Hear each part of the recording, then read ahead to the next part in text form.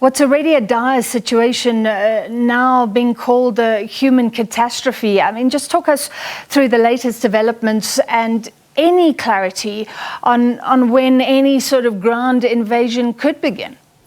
Well, we've just received a statement from the UN Secretary General, Antonio Guterres, Francis. Let me read you a little bit about what he says. The humanitarian system in Gaza is facing total collapse with unimaginable consequences for more than 2 million people. As the bombing intensifies, needs are growing even more critical and colossal. An average of 12 trucks are getting into Gaza every day, these humanitarian trucks that are going through the Rafah border crossing from Egypt.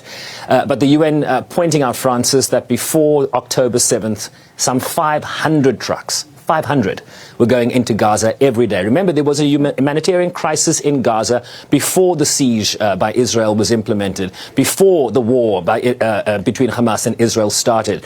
This was a region in crisis, humanitarianly speaking, that is now running out of essential needs, including fuel to power much of the enclave. Electricity's down, hospitals can't function. So this is an emerging catastrophe. The SG calls for better verification system of the movement of goods, right? These trucks need to be searched. People need to investigate what's going into Gaza. This is at a preference of the Israelis and the United States, for example, in terms of an agreement that was reached between Washington and Israel to allow those trucks to get in. Verification system needs to be improved so that the capacity can meet the need on the ground. He ends his statement by saying, misery is growing by the minute. Without a fundamental change, the people of Gaza will face an unprecedented avalanche of human suffering.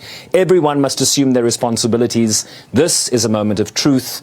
History is judging us all, Francis.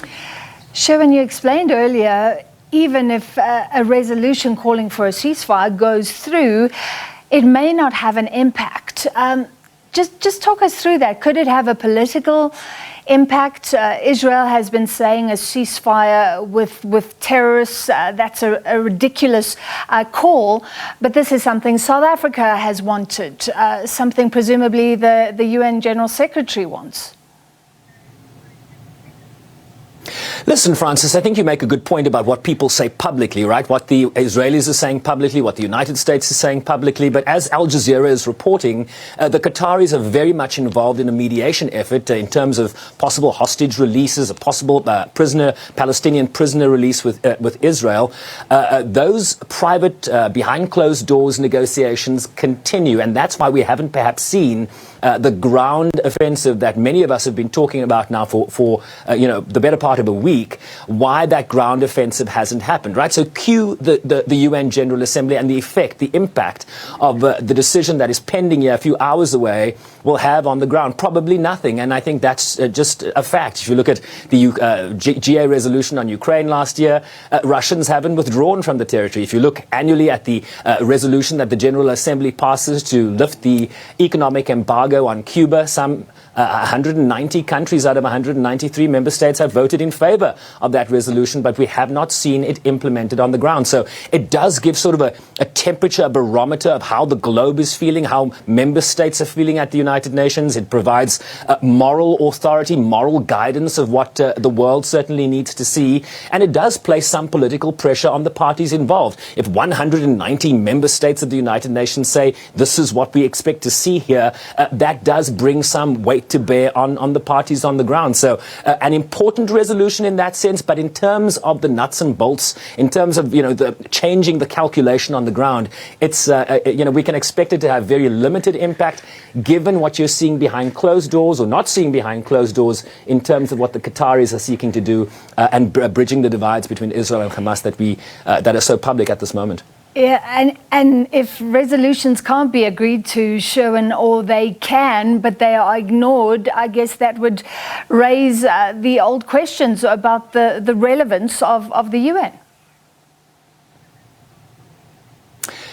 Even Security Council resolutions are ignored. I mean, you heard the Jordanian foreign minister speaking. They're the ones that authored the current resolution before the General Assembly. And the foreign minister said, we know that Israel is going to ignore this resolution, but they still want you to vote yes for it, because it does send a message of where the United Nations and its member states stand on an issue. But famously, in 2016, during the Obama administration abstained on a UN Security Council resolution that that condemned the continuation of the expansion of Israeli settlements in occupied territory, and it demanded that Israel stop those settlements. Of course, that is a legally binding resolution of the UN Security Council. It demands that member states adhere to those resolutions, but Israel's settlement expansion has continued. So it raises questions about the efficacy of resolutions out of not only the UN General Assembly, but also the United Nations Security Council, where the definitions are, in terms of the legalese, are a bit different.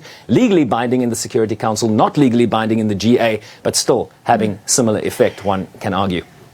Final question, Sherwin. We heard Israel earlier saying that perhaps the head of the UN should resign because he suggested that Israel should follow international law. The suggestion is that it's not. And I see international law is being raised again. From your vantage point, are tensions high? Can you give us a sense of the temperature in the room when these officials come together, these representatives from different countries, obviously hugely at odds right now? Well, the United Nations is probably one of those places, Francis, where we don't use guns and weapons. We use words here. And so the temperature stays pretty monotone in that sense. Yes, people can get annoyed. Yes, people take the floor in terms of rebutting what the person that said just before them, and you can sort of have that back and forth from time to time. But diplomatically speaking, that's about as heated as things get here because diplomats feel that they need to do what they can, right? You ask diplomats, what is the point of a resolution in the General Assembly when it's going to have no impact on the ground? But then their answer is to say that we have now at least done our job. We've gone as far as we can go here. It's going to be for the parties now to implement the decision. But in terms of our responsibility, we are meeting that responsibility by passing these resolutions so that we can at least say, well, we did the best that we can. The temperature, as I say, not too heated here, Francis, but certainly this can change as this conflict is prolonged, as it escalates. You might see the posture change even within these hallowed halls of the United Nations in New York. All right, thank you very much, Sherwin Rice-Pease, live from the UN.